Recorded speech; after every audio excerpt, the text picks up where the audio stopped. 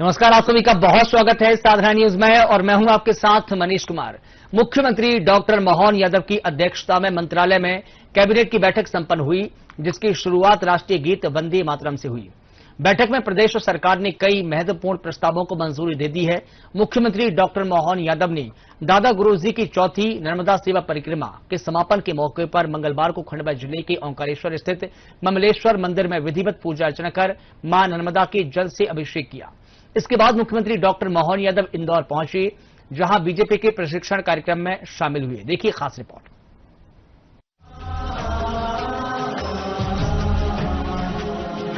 शंकर शिव भोले उमापति महादेव, शंकर शिव भोले उमापति महादेव, पालनहार परमेश्वर विश्वरूप महादेव, पालनहार परमेश्वर विश्वरूप महादेव। महादेव महादेव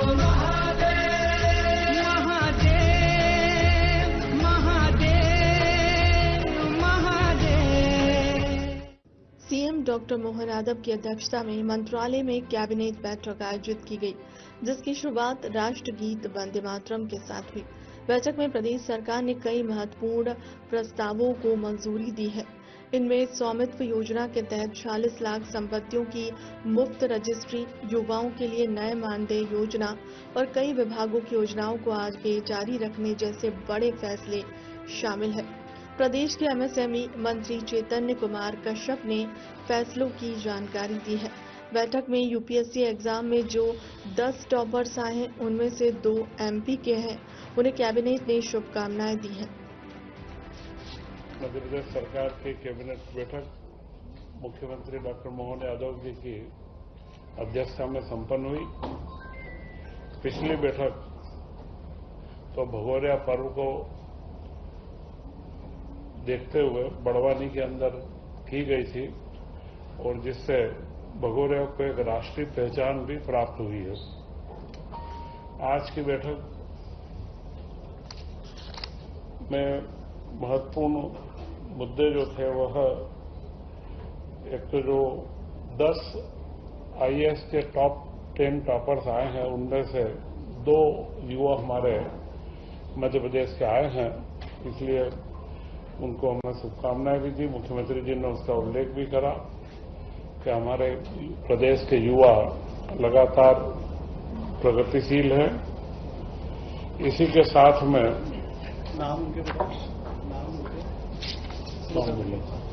नाम आपको प्रेफरेंस में दे देंगे, दोनों सचिव के नाम। इसी के साथ में इस बार गेहूं उपार्जन में जो 2585 रुपए का केंद्र का मिनिमम समर्थन मूल्य था, उसमें मध्य प्रदेश सरकार ने पहली बार 40 रुपए का बोनस जोड़ करके और उसे 2625 रुपए में खरीदी करने का निर्णय लिया है। यह कदम जो हमारे घोषणा पत्र में 2700 रुपए का कदम है, उसमें यह क्रमबद्ध बढ़ने की शुरुआत हुई है और इसी के साथ में उड़द के ऊपर 600 रुपए प्रति क्विंटल की दर से बोनस देने का भी निश्चय किया गया है। कृषि वर्ष को इस बार मनाना भी है।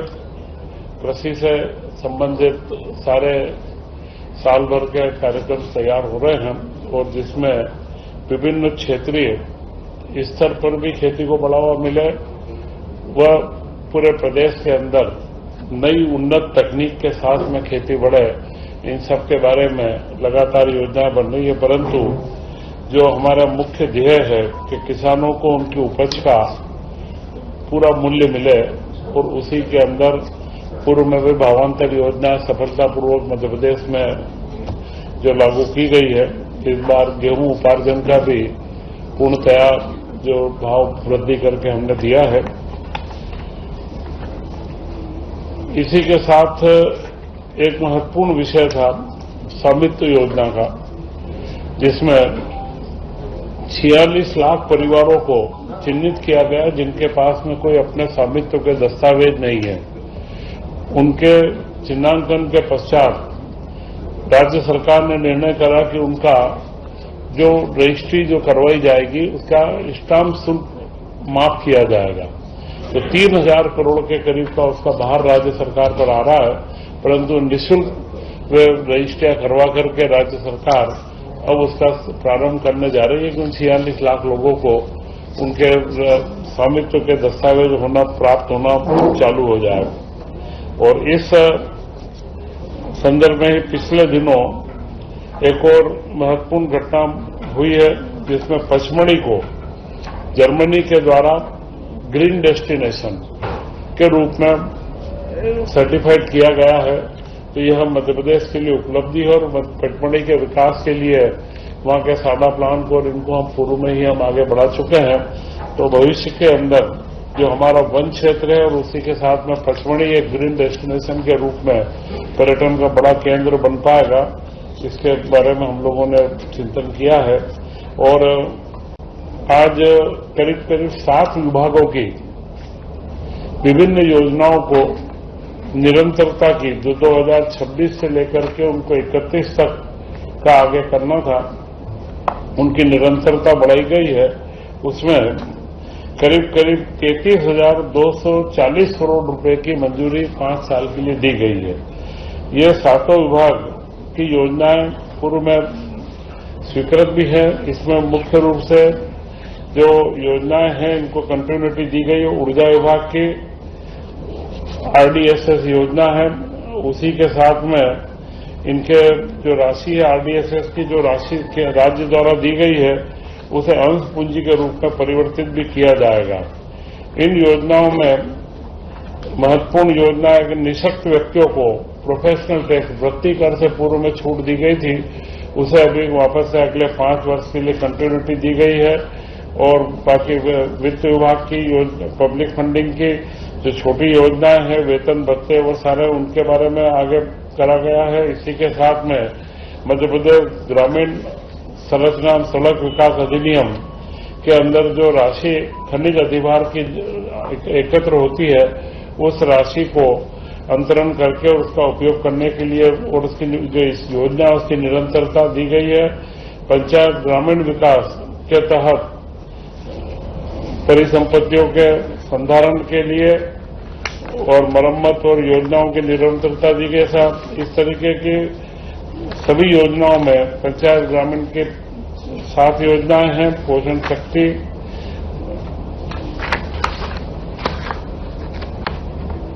इसके साथ योजना आर्थिक सांख्यिकी विभाग के अंदर नीति आयोग के सारे वेतन भत्ते और उनकी कंटिन्यूटी की योजना है। और जनजाति कार्य में पोस्ट मैट्रिक छात्रावास और उनकी जो योजना चालू है उसकी निरंतरता 610 करोड़ रुपए टोटल 33,000 करोड़ की है। उसकी सूची आपको उपलब्ध अभी करवा दी जाएगी। और अनुसूचित जाति अन्वेषण संस्था की निरंतरता दी गई है। जनजाति क्षेत्र में महिला बाल विकास में जो नोरा डिस्टर्ब डैम आदिवासी महिलाओं का आर्थिक सशक्तिकरण, तेजस्वी ग्रामीण महिला सशक्तिकरण, इन समस्त योजनाओं की निरंतरता आगे दी गई है। महिला एवं बाल कल्याण संचालनालय, बाल अधिकार संरक्षण आयोग और राज्य महिला आयोग, इनके अंदर जो बजट की राशि है उसकी स्वीकृति दी गई है। और सूक्ष्म, लघु तथा मध्यम विभाग का तीनों कार्य जो मुख्य निवेश संवर्धन की जो सहायता दी जाती है उसकी योजना को 26 से 31 तक तथा स्टार्टअप की योजना को 2026 से 31 तक वह विभाग के जिला व रीजनल कार्यालयों को निरंतरता के लिए इसमें आगे बढ़ाया गया है। 10,000 करोड़ के करीब इसमें सब्सिडी का प्रावधान है और स्टार्टअप में 600 करोड़ के करीब खर्च का प्रावधान दिया गया है।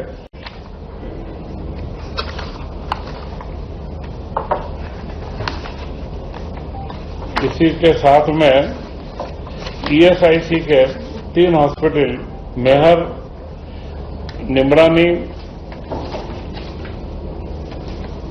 ये 3 अस्पतालों के बारे में कैमूर, कटनी का, इनको वहां पर स्टाफ की उपलब्धता, जो केंद्र सरकार इनके भवन बनवा रही है, स्टाफ की उपलब्धता राज्य सरकार को करना है, तो यह स्वीकृति दी गई है।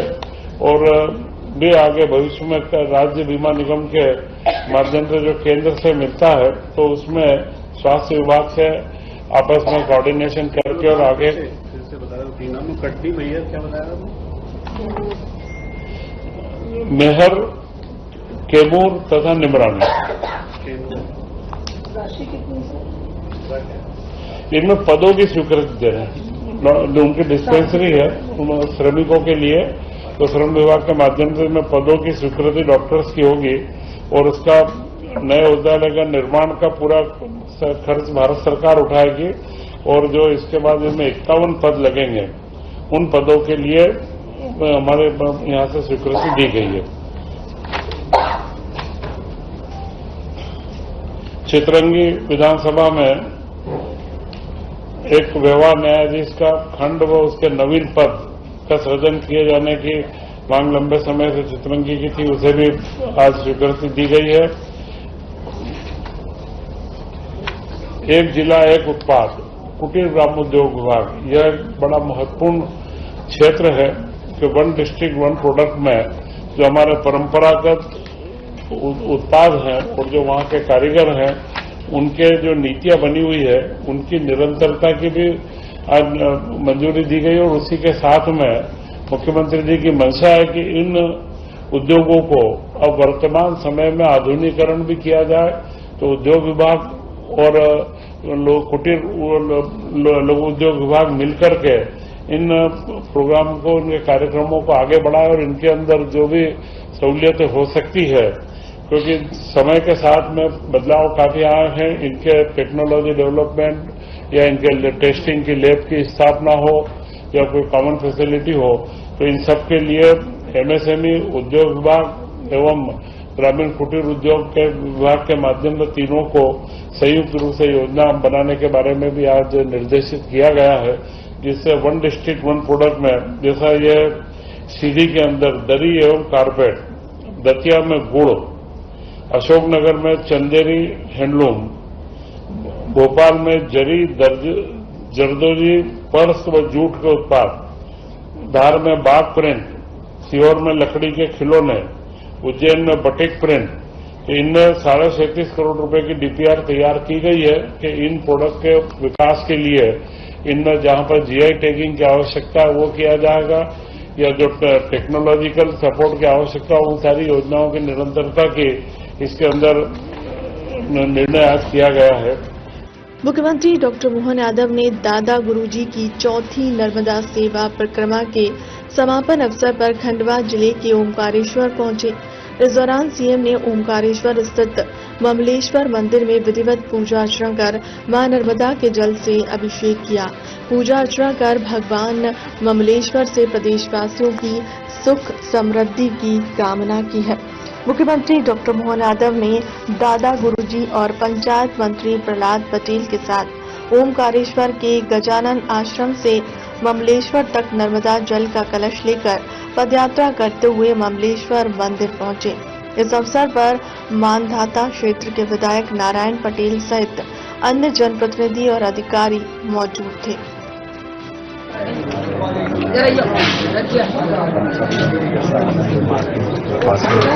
भगवान को जलाभिषेक किया।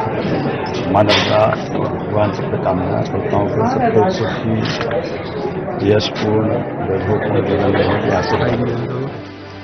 मध्य प्रदेश के मुख्यमंत्री डॉक्टर मोहन यादव 10 मार्च 2026 को इंदौर में आयोजित भाजपा के प्रांतीय प्रशिक्षण शिविर में शामिल हुए, जब उन्होंने सत्य साई चौराहा स्थित शिविर में शिरकत की। इस शिविर का उद्देश्य भाजपा प्रवक्ताओं को पार्टी का विचारधारा और कार्य पद्धति पर मार्गदर्शन देना था, जिसमें 21 जिलों के प्रवक्ता शामिल हुए। भाजपा के इस प्रशिक्षण शिविर में 8 प्रमुख वक्ता विभिन्न विषयों पर मार्गदर्शन प्रदान कर रहे थे। इसके अतिरिक्त सीएम डॉक्टर मोहन यादव ने अन्य मौकों पर भी राज्य में विभिन्न विकासात्मक कार्यों और स्वास्थ्य शिविरों का शुभारंभ किया। इस अवसर पर डॉक्टर मोहन यादव ने कहा कि प्रशिक्षण शिविर महाअभियान 2026 प्रदेश स्तर के कार्यकर्ताओं का अंतिम सम्मेलन है। उसके बाद अब नीचे के प्रशिक्षण शिविर चालू होंगे। उन्होंने सभी कार्यकर्ताओं को बधाई भी दी है। उन्होंने कहा कि कार्यकर्ताओं के भरोसे से आज भाजपा विश्व की सबसे बड़ी पार्टी हो गई है और उसी प्रकार से अपना कर्म रखेगी। आधारित हमारी पार्टी है और उसके प्रशिक्षण का एक तरीका है। ऐसे में प्रशिक्षण महाअभियान 2026 का ये आखिरी प्रशिक्षण प्रदेश स्तर का था। इसके बाद नीचे के प्रशिक्षण चालू होंगे। मेरी अपनी ओर से सभी कार्यकर्ताओं को बधाई। उम्मीद करेंगे कार्यकर्ता संगठन के भरोसे से विश्व की सबसे बड़ी पार्टी बना और इसी प्रकार से अपना क्रम जारी रखेंगे। मेरी अपनी ओर सबको बधाई।